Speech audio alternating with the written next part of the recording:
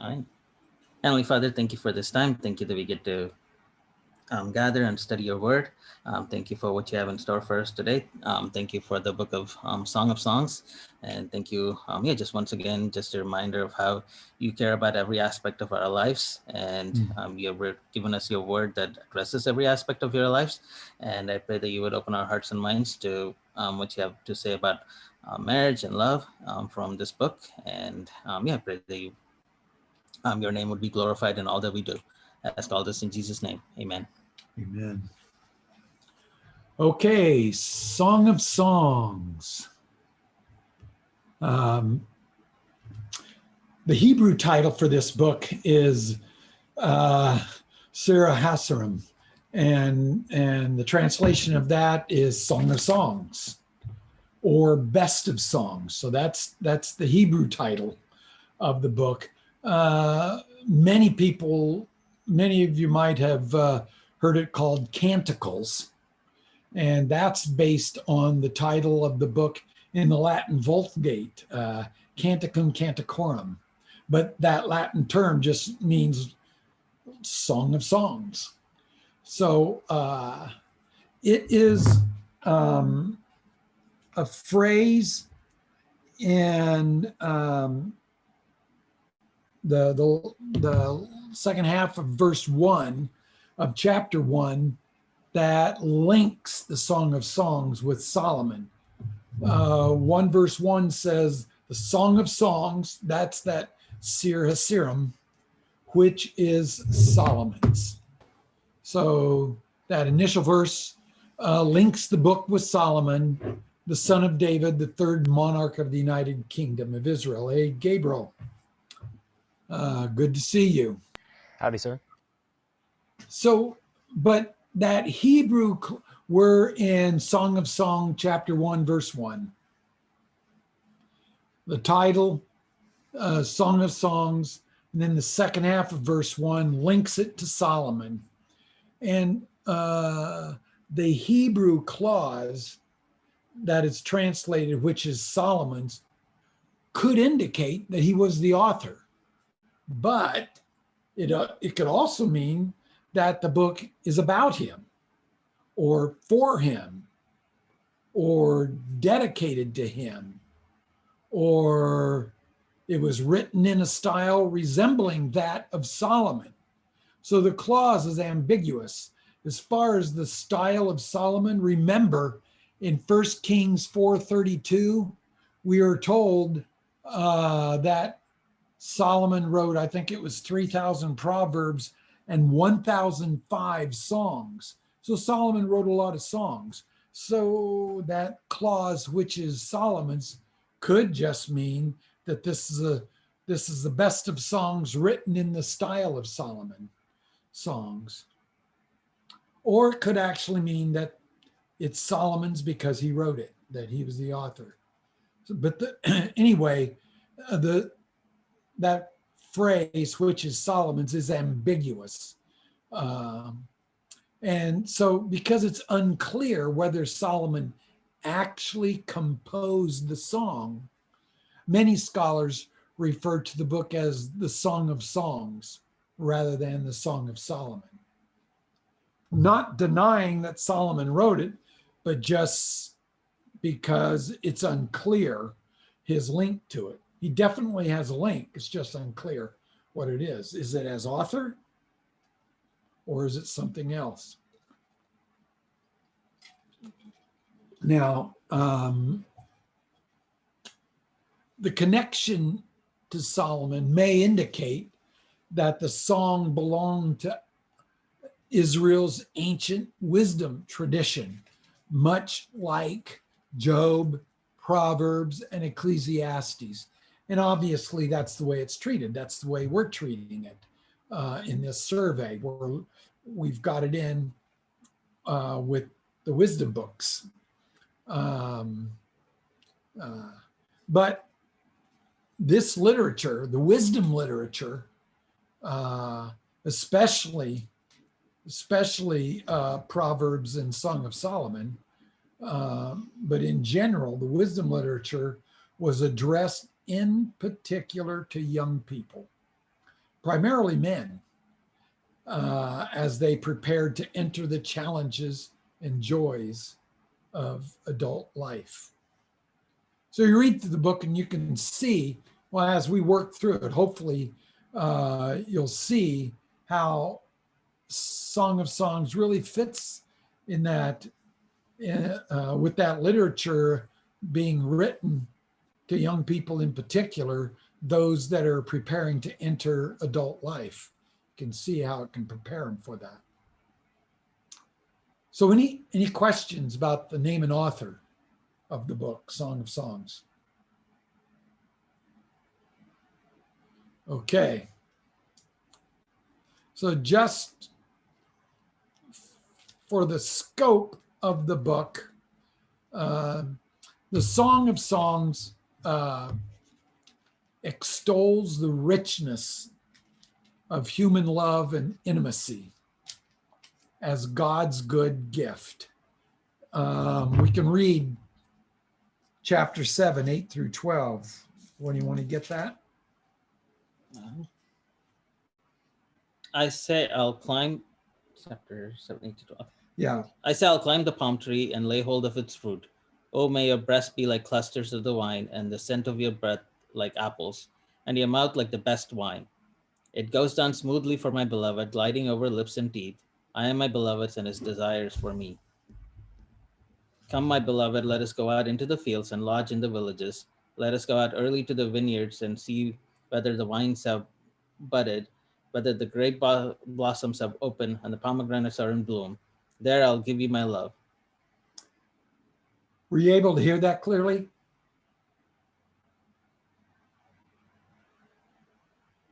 Hands up if you heard it clearly. Okay, great. So clearly, this is a description of their of their love making. So this is what we're talking about, that it extols the richness of human love and intimacy. And in chapter 8, verse 6, it pictures it as God's good gift.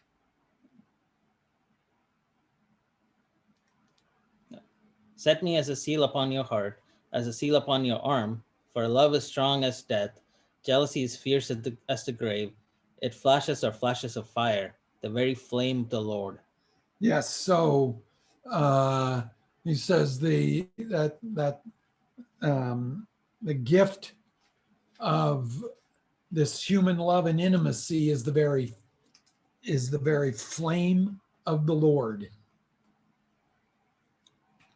Verse 7 goes on and says, waters can't quench it. So Song of Solomon extols the richness of human love and intimacy as God's good gift. And in doing that, what Song of Solomon does is expands upon the perfect marital harmony in the Garden of Eden. You want to read that verse? Uh-huh. And the man and his wife were both naked and were not ashamed. Song of Solomon expands on that by extolling this gift of human love and intimacy as God's good gift, his good provision. Moses didn't expand on it in Genesis 2 the way Solomon expanded upon it in the Song of Songs, is what we're saying here. So by describing in realistic and positive terms how intimacy grows and develops, which that's what this book does, the song endeavored to encourage its primarily young readers to follow God's wise path that leads to the delights of marital intimacy. It's God's good gift, and he clearly pictures that several times in the Song of Solomon, and he refers to it as the flame of the Lord. And by showing how it grows and develops develops in very plain terms, he's encouraging young readers to follow God's wisdom uh, uh, that leads to the delights of marital intimacy. At the same time, this book warns them against trying to find sexual pleasures outside the boundaries of marriage, as so many people attempt to do. Gabriel, do you have those passages in Song of Solomon?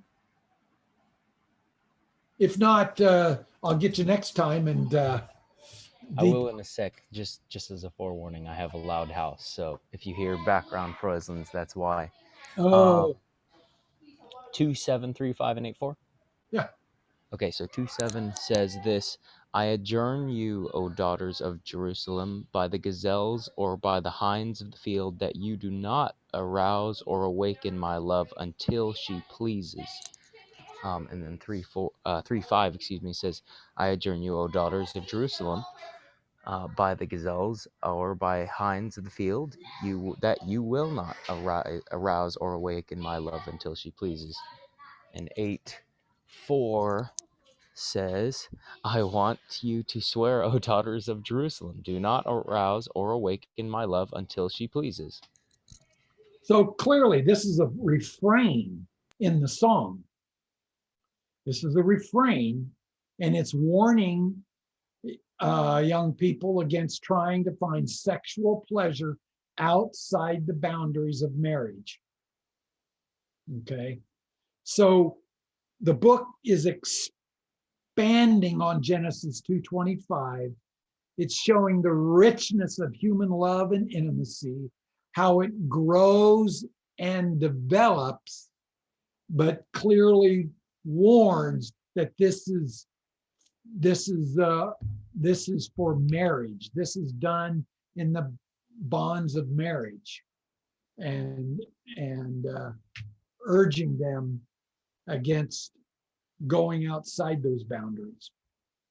Okay, that's the scope of the book. That's what it's about. Here's big picture view of the content. And it may be that we get done early tonight because this is a short chapter in the author's book. Anyway, here's a big picture view of the content of the Song of Solomon. The first 3 chapters is their relationship progressing toward marriage. Chapter 4 is the wedding celebration. And then the second half of the book, chapters 5 through 8, is the depiction of their love growing in intimacy. Through the years, their intimacy growing. Okay, so that's the big picture view of the content of the book. So, any questions about the scope or the arrangement of this book?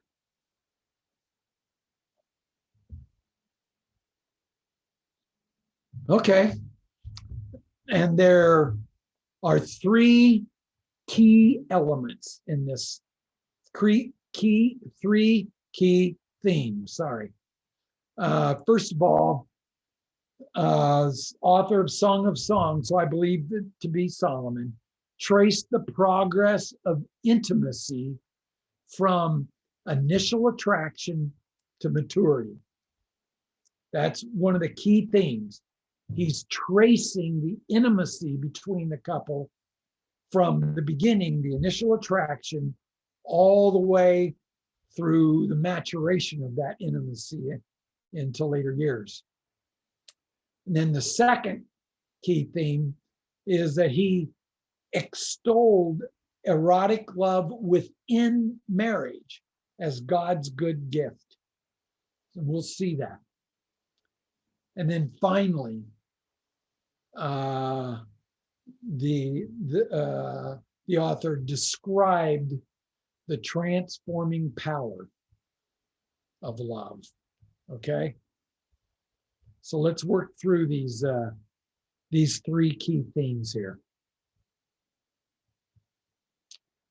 First of all, the author of the Song of Songs traced the progress of intimacy from initial attraction to maturity. Now, first thing, traditionally, this book, the Song of Songs, most often has been read as an allegory of the love of God for his people, either for the nation of Israel or for the church. If you go into all the old commentators, most of the ancient Hebrew commentators, the rabbis and all that, and a lot of the ancient Christian commentators, probably up through, I don't know, 18th century. This is what, 18th, 19th century. This has been the usual approach to it, interpreting the book as an allegory of the love of God for his people. Obviously, the rabbinical commentators saw it as an allegory of the love of God for Israel. The ancient Christian commentators saw it as an allegory of the love of God for the church. But the strongest argument against this allegorical reading is the sexual nature of the song itself. They had to really downplay that because the explicit language in the book would be an inappropriate way to portray the love between God and his people. Just that passage that Deepak read in verses 8 through 12. I say, I will climb the palm tree and lay hold of its fruit. Oh, may your breasts be the clusters of the vine, and the scent of your breath like apples, and your mouth like the best wine. And she responds, saying, it goes down smoothly for my beloved, gliding over my lips and teeth. I am my beloved's, and his desire is for me, and so on. You can read it. You can also see it in the last part of chapter 4 and the first part of chapter 5. Another very, very graphic description of their lovemaking. That is an inappropriate way to portray the love between God and his people. And of course, in recent years, and meaning the last 2 centuries or century and a half, most commentators have come to understand that this book speaks of human love, not divine love. It speaks of the love between a man and a woman, not the love of God for his people, but rather human love. Any question about that?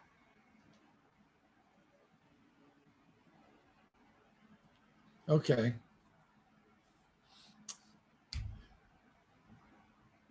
Some that don't interpret it allegorically just sees it as a collection of unrelated love songs. They just see it as someone strung together, collected some of these love songs and just strung them together.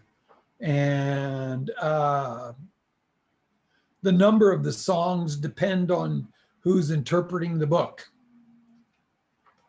But there are clues in the book, and Gabriel read one of the clues. There are clues in the book that show that the book is a single unified, intentionally structured song.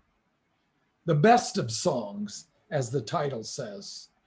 Those clues are the refrains that Gabriel read. That refrain is all throughout. The consistent characters. The characters don't change throughout the book. The repeated images. You see some of the same images being carried through, used throughout the song, and then just the overall flow, initial attraction, marriage, and then the maturation of their intimacy, just that overall flow.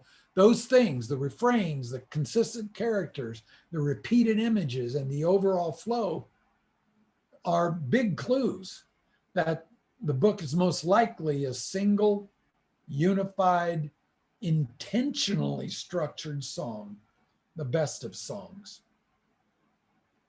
So it's best to see the song as primarily a duet, a single song that is a duet.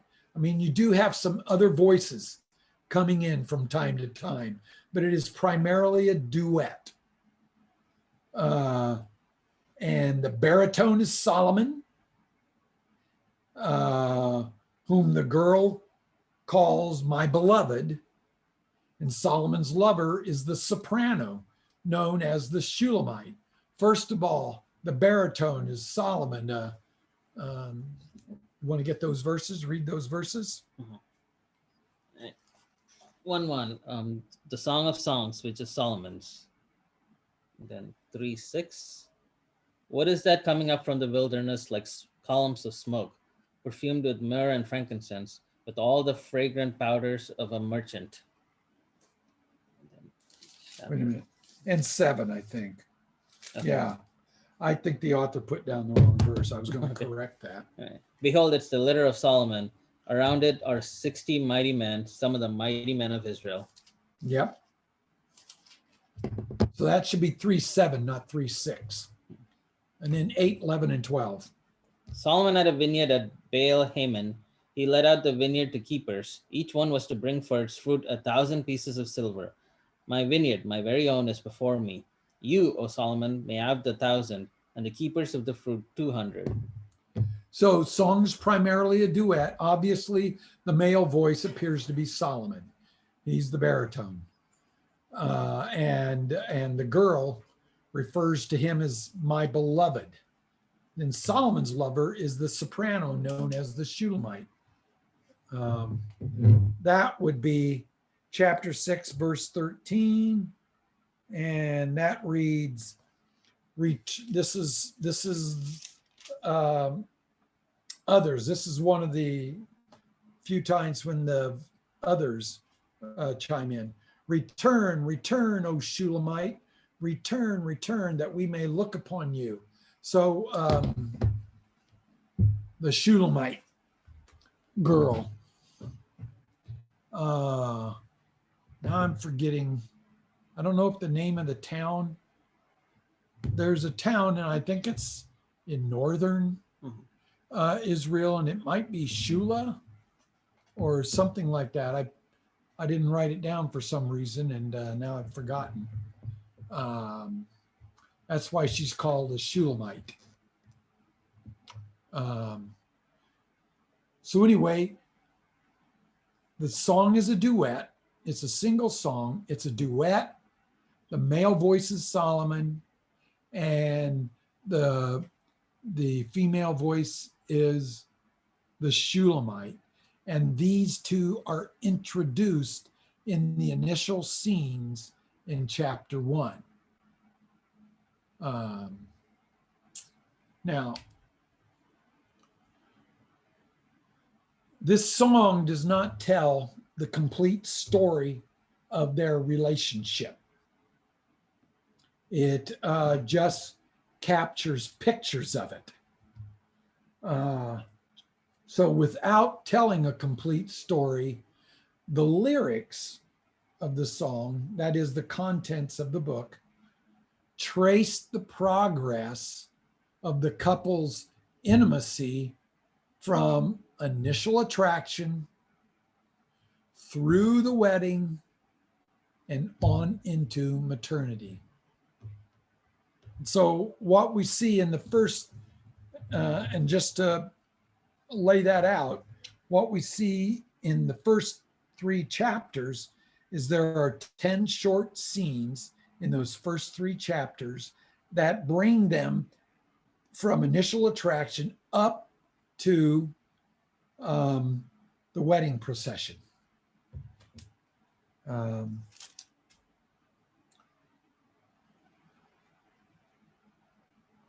should have wrote some of those songs, some of those verses out.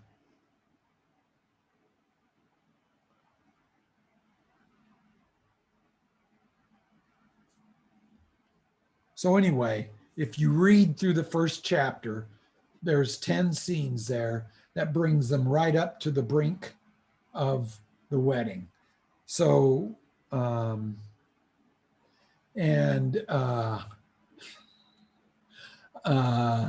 there, I don't know what I said, but it progresses. The lyrics trace the progression of their intimacy from initial attraction through the wedding and on into maturity, not maternity. I don't know if that's what I said. Sorry about that. Freudian slip. So anyway, the first 3 chapters, and we caught this structure in the Song of Solomon at a glance in that chart.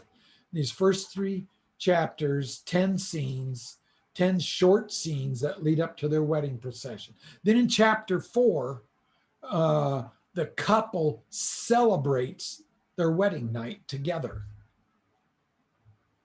And then in chapter 5, their love grows throughout their married life. And then in the final scene, chapter 8, verses 5 through 14, we see the Shulamite is leaning on her husband and perhaps suggesting that they are elderly, maybe not.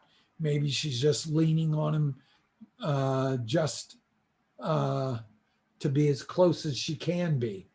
And in that section, the 2 lovers reminisce about what they have learned regarding love and intimacy throughout their years. Okay, so you can take this this program and you use this as a program to read the book, the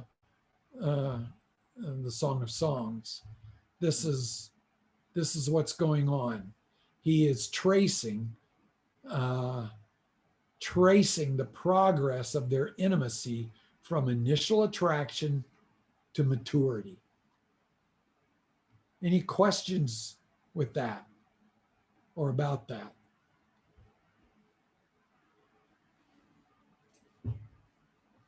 None? Okay. Second key theme. The author extolled erotic love within marriage as God's good gift. This is something that the world gets wrong and God's people have gotten wrong enough times throughout the years. And probably why God had this incorporated into the canon, had this book incorporated into the canon.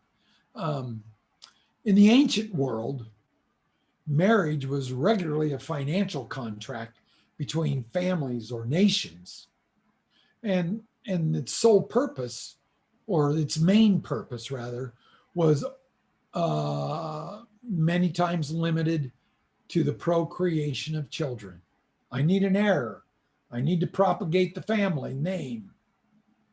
And so families or nations would negotiate a contract for that purpose. Only rarely does ancient literature or the Bible speak of erotic or sexual love within the marital bond. Remember Genesis 2:25 that Deepak read. The man and the woman were naked and they were not ashamed. Boom, end of story. No expansion. Song of Solomon's expands on that. It speaks of the erotic or sexual love within the marital bond. Song of Songs extols the richness of sexual delight within marriage as God's good gift. And in so doing, the Song of Songs echoes Proverbs 5:15 through 19. And that's not surprising since they probably are from the same author. Somebody wants to read chapter 5 of Proverbs, verses 15 through 19. Drink water from your own cistern, flowing waters from your own well. Should your springs be scattered abroad, streams of water in the streets? Let them be for yourself alone, and not for strangers with you. Let your fountain be blessed, and rejoice in the wife of your youth, a lovely deer, a graceful doe. Let her breast fill you at all times with delight. Be intoxicated always in her love. So you read through the Song of Solomon's, and you can see how it really echoes this passage, these 5 verses in Proverbs 5.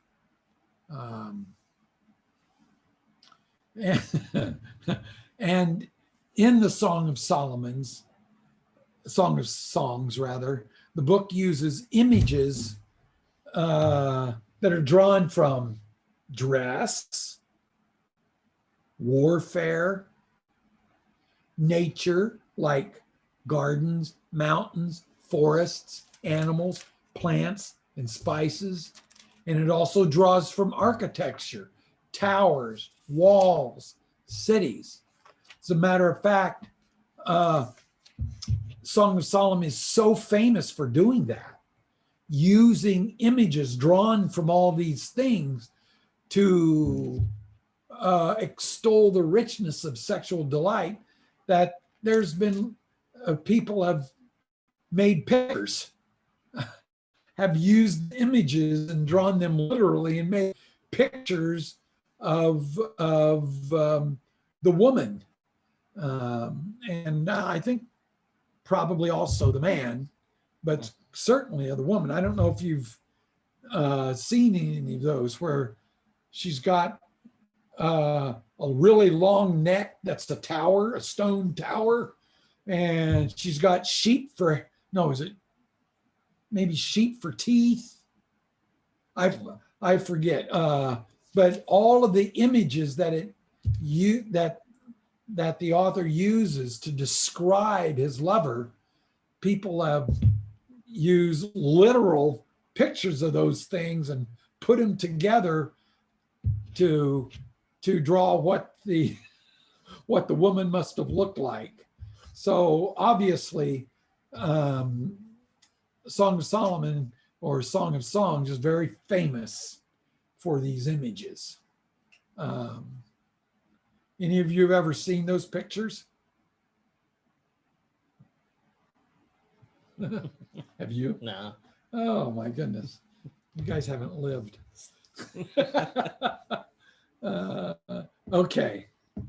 Well, the book teaches that this good gift, the very flame of the Lord, is needed, needs to be enjoyed, nurtured, and protected, so that it can produce the intimacy that God designed for married couples. In other words, That's what this gift is designed for, to produce the intimacy that God designed for married couples. And um, you want to read um, verse verses 6 and 7 of chapter 8 again? Yeah.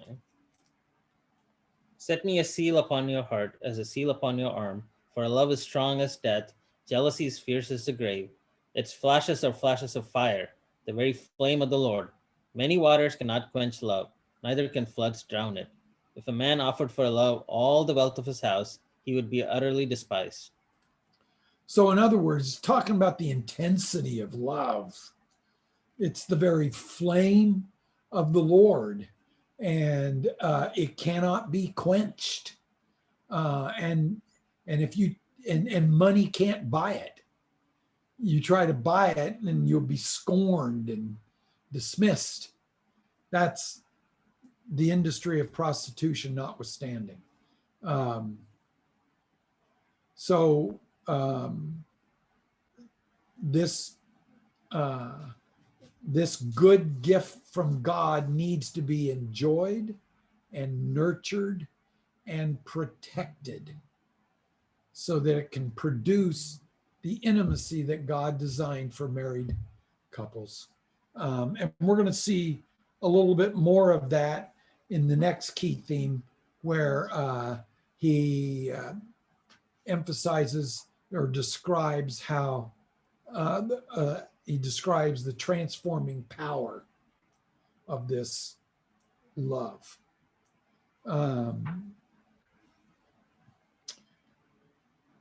Twice we see the couple, um, uh, the couple delighting in one another as they make love together. Um, let's somebody want to read 4:10 through 5:1, and then somebody else read chapter 7.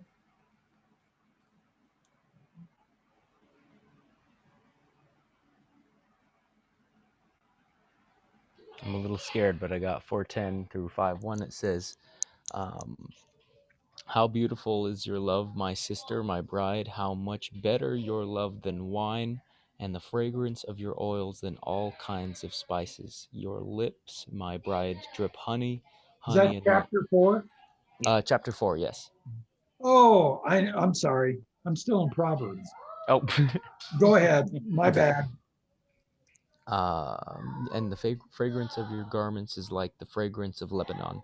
A garden locked is my sister, my bride, a rock garden locked, a spring sealed up.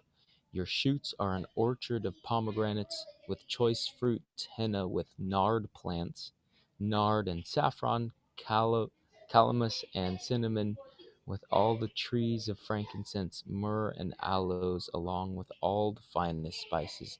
You are a garden spring, a well of fresh water, and streams flowing from Lebanon. Awake, O north wind, and come, wind of the south. Make my garden breathe out fragrance. Let its spices be wafted abroad. May my beloved come into his garden and eat its choice fruit. I have come into my garden, my sister, my bride. I have gathered my myrrh along with my balsam. I have eaten my honeycomb and my honey. I have drunk my wine and my milk. Eat, friends, drink, and imbibe deeply, O lovers. Yes. Okay. So an extended description um, of their intimacy there. Then chapter 7. How beautiful are your feet and sandals, O noble daughter! Your rounded thighs are like jewels, the work of a master hand. Your nails like is a rounded bowl that never lacks mixed wine. Your belly is a heap of wheat, encircled with lilies. Your two breasts are like two fawns, twins of a gazelle. Your neck is like an ivory tower. Your eyes are pools in Heshbon by the gate of Bath Rabbim. Your nose is like a tower of Lebanon, which looks toward Damascus. Your head crowns you like Carmel, and your flowing locks are like purple. A king is held captive in the tresses. How beautiful and pleasant you are, O loved one, with all your delights. Your stature is like a palm tree, and your breasts are like its clusters. I say, I will climb the palm tree and lay hold of its fruit. O may your breasts be like clusters of the vine, and the scent of your breath like apples, and your mouth like the best wine. It goes down smoothly for my beloved, gliding over lips and teeth. I am my beloved's, and his desire is for me. Come, my beloved, let us go out into the fields and lodge in the villages. Let us go out early to the vineyards and see whether the vines have budded, whether the grape blossoms have opened, and the pomegranates are in bloom. There I will give you my love. The mandrakes give forth fragrance, and besides our doors are all choice fruits, new as well as old, which I have laid up for you, O my beloved. So you can see just by these two extended accounts of their lovemaking that the book is very much teaching what a good gift.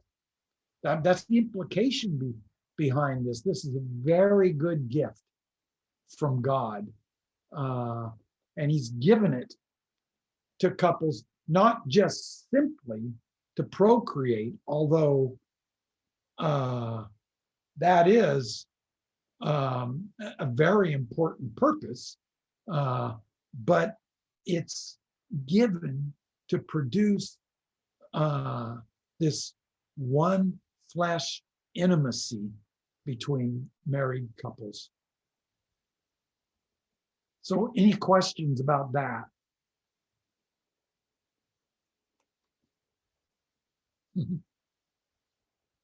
I don't think I'd ever want my nose to be called a tower, but Yes. it works Now, there. it's chapter 7. This description in chapter 7 is where a lot of the pictures come from.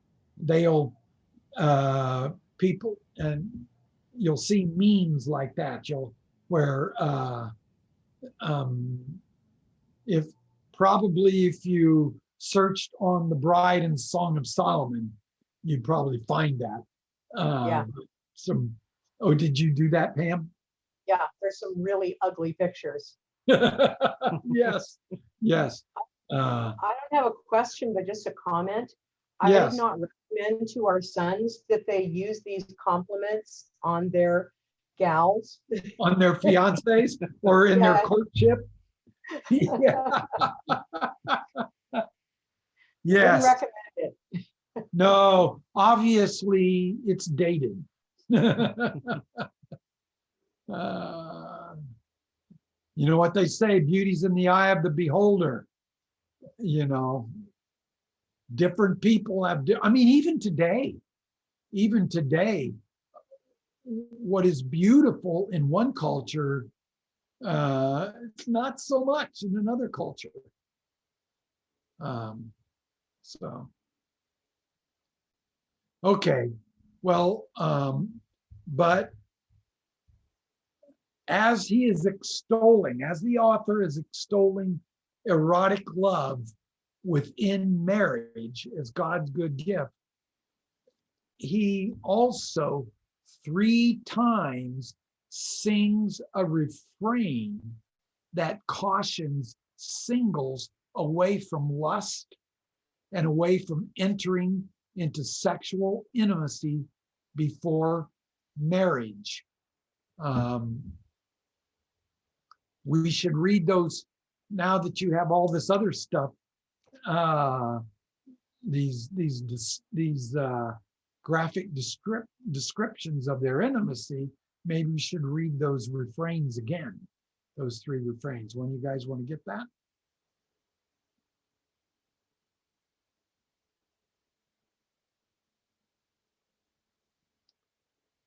Chapter 2, verse 7, chapter 3, verse 5, chapter 8, verse 4. Yeah, I got it.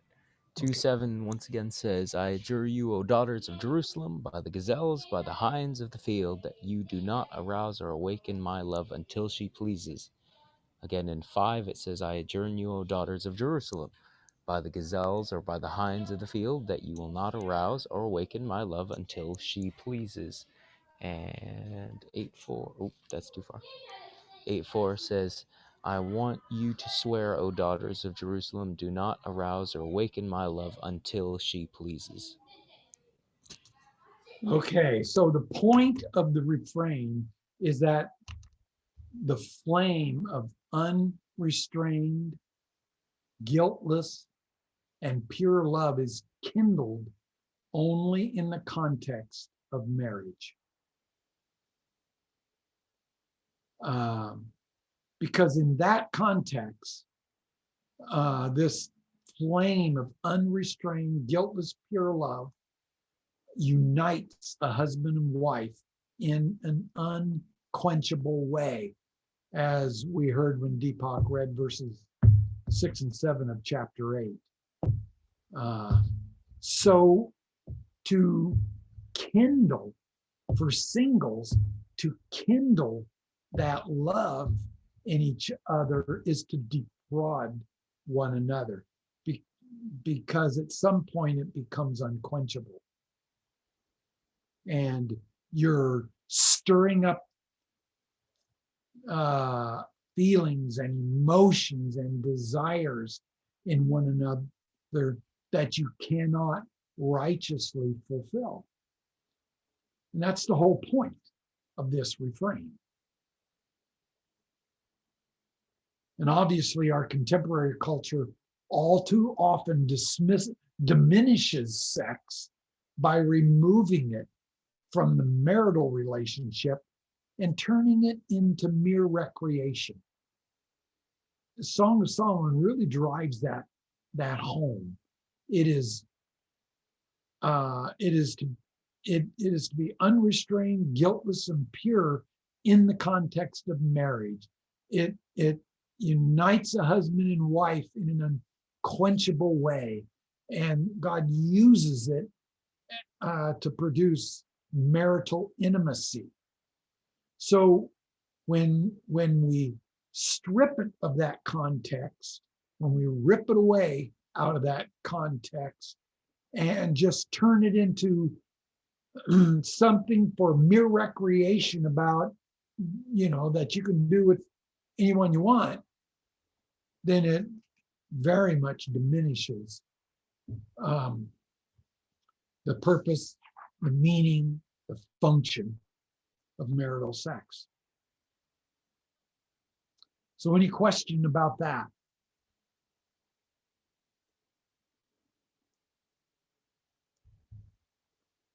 So you see, the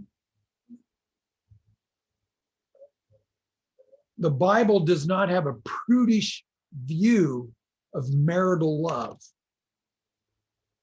Notice that. I mean, Song of Solomon is teaching that this is a good gift from God. It's the flame of the Lord, unrestrained, guiltless, unquenchable within the bonds of marriage.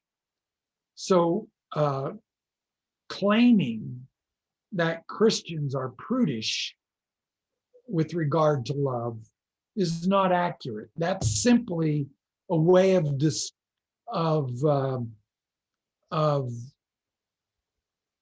arguing that it shouldn't be just within the bonds of marriage. And yet, when they make that argument, when they make the argument that you should be able to show your love physically with anybody that you feel that love toward, when they do that, they're greatly diminishing love, and they're greatly diminishing the function of marital intimacy, and they just lose it. So it's not Christians being prudish, it's unbelievers being foolish and destroying a very good gift from God. Okay, and then finally, the author of the Song of Songs described the transforming power of love. the mutual and exclusive intimacy that Solomon and the Shulamite come to enjoy together stands in great contrast with the damaging effects that sin brought into the human family in Genesis 3. So the point that's being made here is you look at the book of Song of Songs, you look at how it portrays marital intimacy, the growth and maturation of marital intimacy, and the richness of it and the goodness of it. You take that and you lay aside Genesis chapter 3, lay that aside, Genesis chapter 3, next to the damaging effects that sin brought into the human family. You see how the author is telling us how the right use of marital intimacy can absolutely transform the power of love. Look at this. After Adam and Eve disobeyed the Lord's commandment, he pronounced a curse on them. In this curse, Eve's desire would be for her husband, but God said he would rule over her. Do you have that verse? Okay, go ahead. To the woman he said, I will surely multiply your pain in childbearing. In pain you shall bring forth children. Your desire shall be contrary to your husband, but he shall rule over you. Yeah, the actual Hebrew says it's toward your husband. Some interpret it as a romantic desire or a sexual desire. But the context shows both the immediate and the slightly removed context shows that it's desire contrary to the husband's desire to control the husband. First of all, remember the context here in Genesis 3, this is judgment.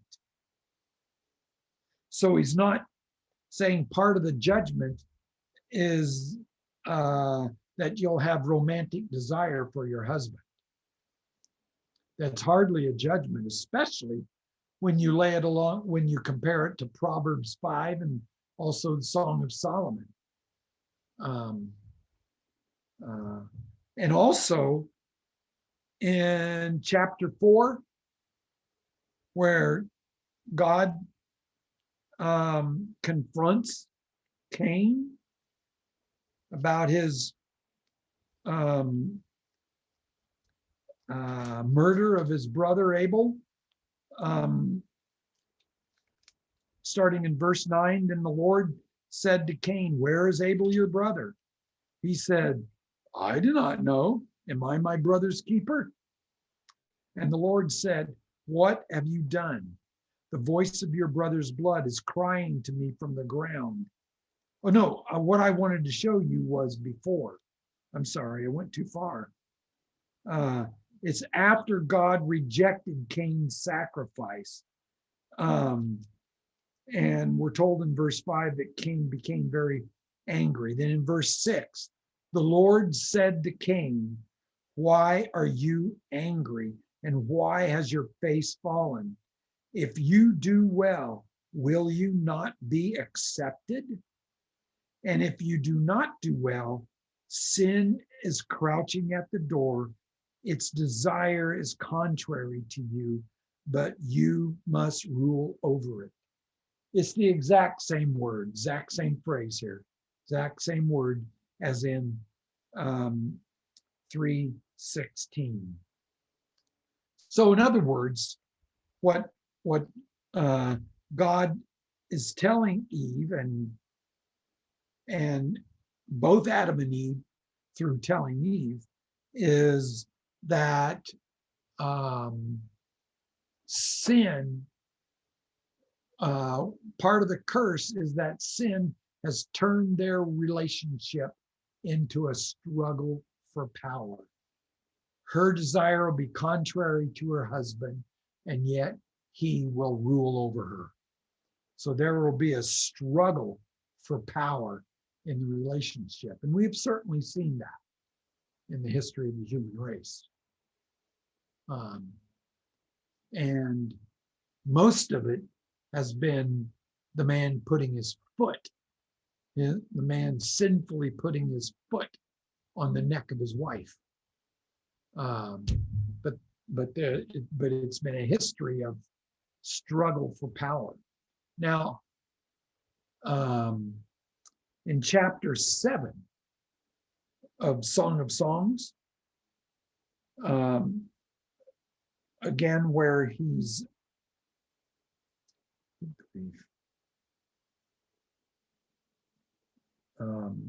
where he is, I push the wrong button on my phone and I get something that I don't want. Sorry, that's what threw me off. In chapter 7, when it's describing this intimate love between Solomon and the Shulamite, and the Shulamite, the wife, in verse 10 says, I am my beloved's and his desire is for me. And clearly in the context here, it's a romantic desire. It's a strong romantic desire. And it's the man desiring, having strong romantic desire for the woman. And so what we see here in chapter 3, verse 16 of Genesis, we see how sin has turned their relationship into a struggle for power. But what we see in Song of Songs, particularly here in chapter 7, verse 10, that this good gift of intimate marital love has diminished the damaging effects of sin and regain God's original intention that the man and wife should become one flesh in marriage. Is there any questions about that? Do you see that? It's a very important point how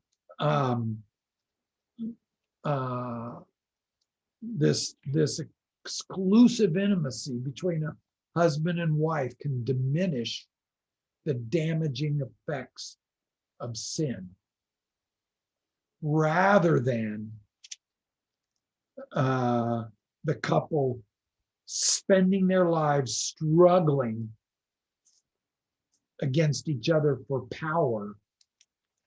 They ultimately display the unrestrained and unrelenting covenant love of Christ and his church. You got Ephesians 5:31 and 32 there, Deepak? Therefore, a man shall leave his father and mother and hold fast to his wife, and the two shall become one flesh. This mystery is profound, and I'm saying that it refers to Christ and the church. So this marital love and intimacy displays the unrestrained and unrelenting love of Christ between Christ and his church. Okay. And that is so in contrast to what we saw in the curse, where the relationship between husband and wife is turned into a power struggle. So this book, this song that Solomon wrote, one of its key themes is describing the transforming power of love. That's one of the things we see we see these extended exchanges between Solomon and the Shulamite, and that's one of the things that it's getting across to us, how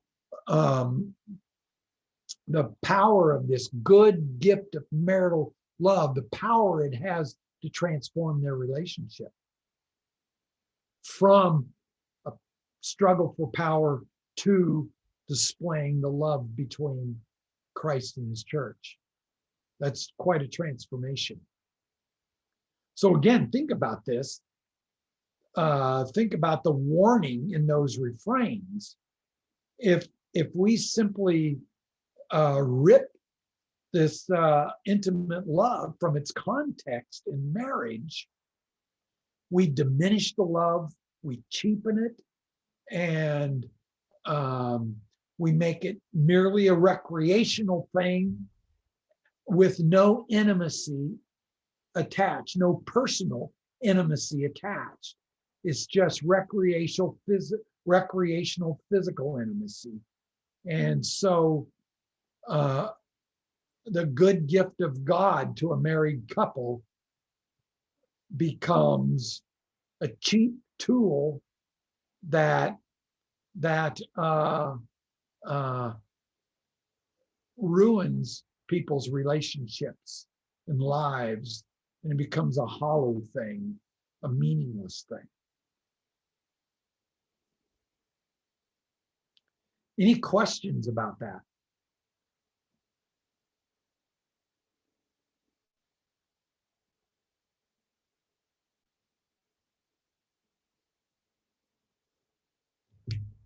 All righty. Well, so just to summarize the book, I like the way the author summarizes the book. I mean, the chapter. I'm sorry, how the author summarizes the book of the Song of Songs. He writes, even in this cursed world, intimacy can still be celebrated. The Song of Songs traces the progress of intimacy from initial attraction through the wedding and on into maturity. In the song, erotic love within marriage is extolled as God's good gift, the flame of the Lord, that is to continue blazing through life into old age, where such love is maintained, where this kind of love is maintained, the damaging effects of sin are diminished, and a display of God's goodness is manifest to a world all too familiar with the brokenness of relationships. That's the Song of Songs to you.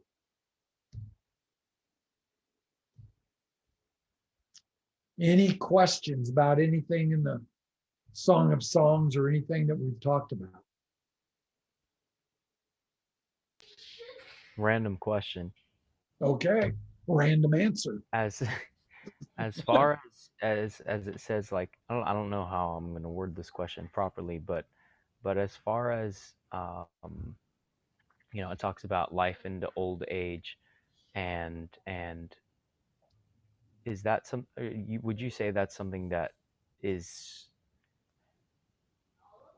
I'm really looking how to word this question. Maybe this question needs more forethought before I ask it. Give me like a couple minutes and I'll ask it again, maybe more Okay, okay, more that's thought through.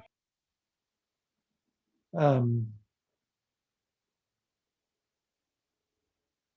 let's see. So while Gabe is thinking, just to explain where some people get the idea, where some commentators get the idea that chapter 8 may be referring, the last scene in the book, chapter 8, 5 to the end of the book, is picturing them older and reminiscing, is in verse 5. Who is that coming up from the wilderness, leaning on her beloved? So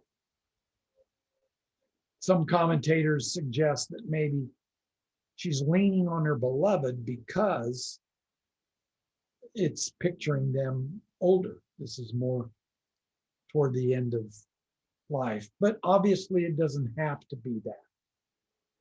But they do reminisce, like the rest of verse 5. Under the apple tree I awakened you. There your mother was in labor with you. So, you know, he may be saying we met under the apple tree, or that's where I first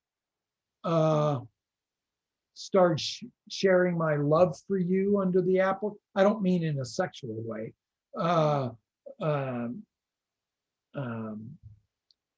Maybe that's where he first started telling her of his love for her.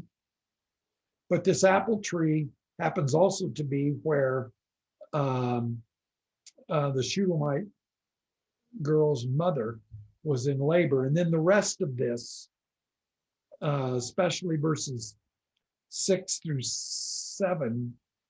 7, they see as reminiscing and talking about things that they learned through the years in their relationship. And then the final advice. But anyway, that's where they get this idea. It carries this flame of the Lord, this good gift, is to blaze through their whole life on into old age. Is seeing this last scene as them being elderly, or at least much older than when they were first introduced.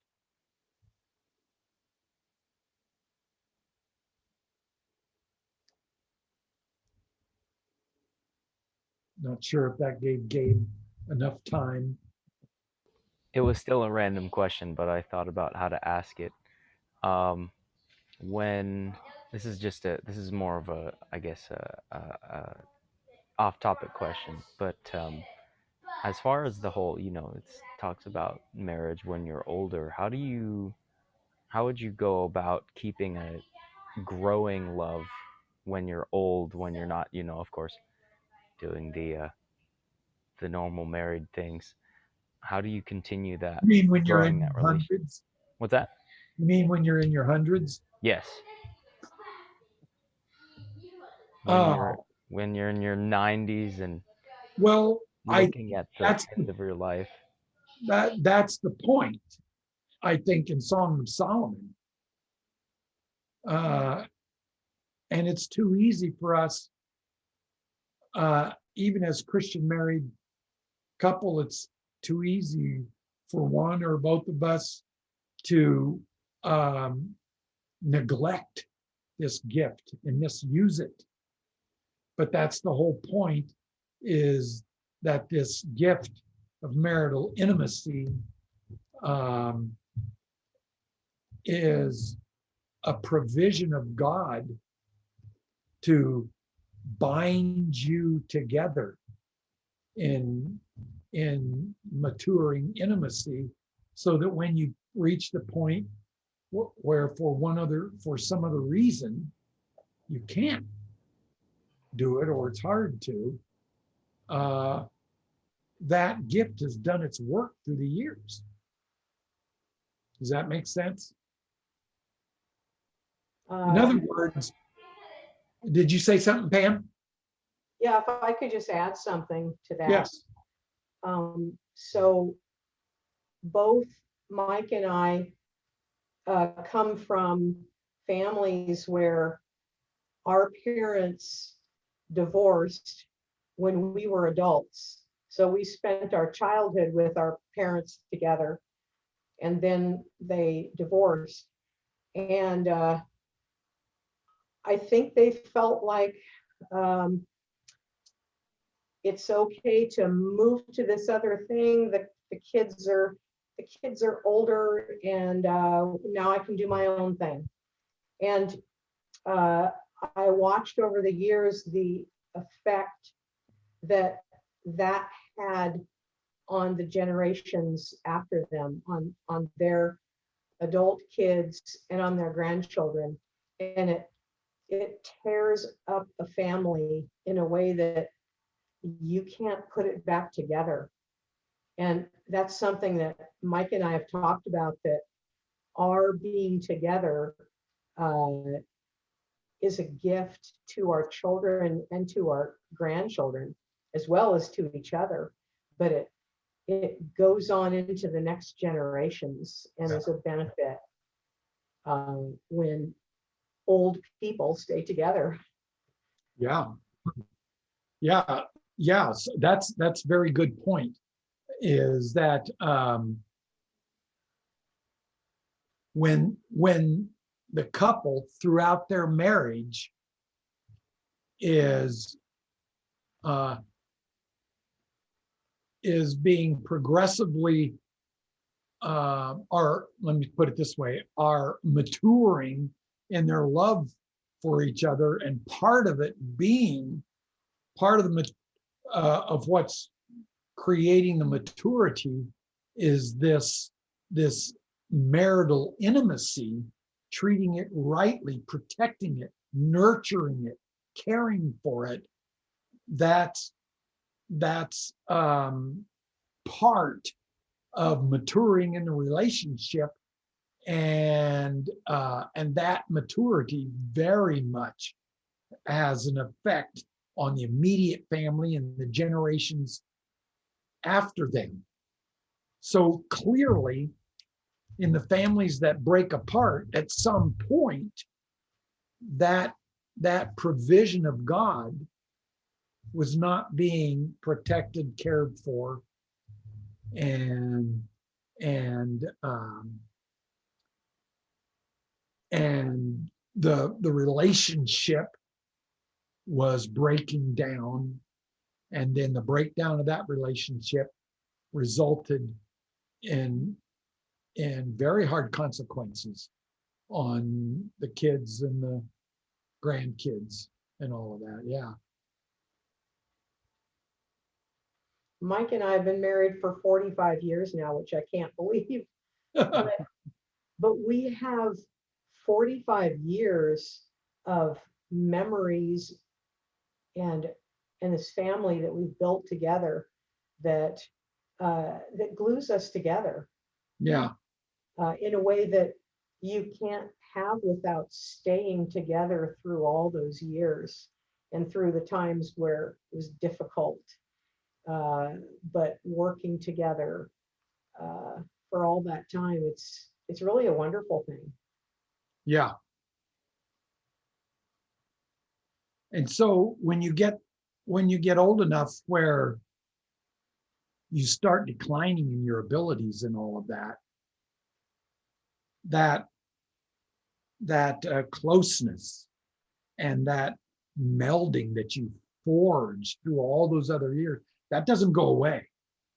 That just doesn't immediately fall apart. That stays. And uh, um, you have a much better chance of your extended family being close and rallying around you in your older days when you are in decline. So you can see how foolish it is for the world to say, no, this good provision of God, that that's that's just being prudish to restrict it for married couples. They take a good gift of God and they say, this is best used for physical recreation with whoever you want to recreate with. And they take a good gift of God and destroy it and destroy their lives in the process.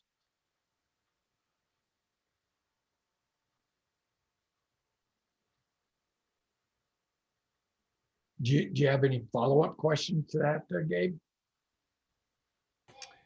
Not really. No, I think that was a good, I suppose, a tangent. I appreciate you for humoring me on it. Oh no, it's very germane to Song of Songs, and it's interesting that a husband and wife of 45 years answered the question together. that kind of puts an exclamation point on the message of Song of Songs. Ask us again when we're in our 90s. I will roger that. I will keep that in mind.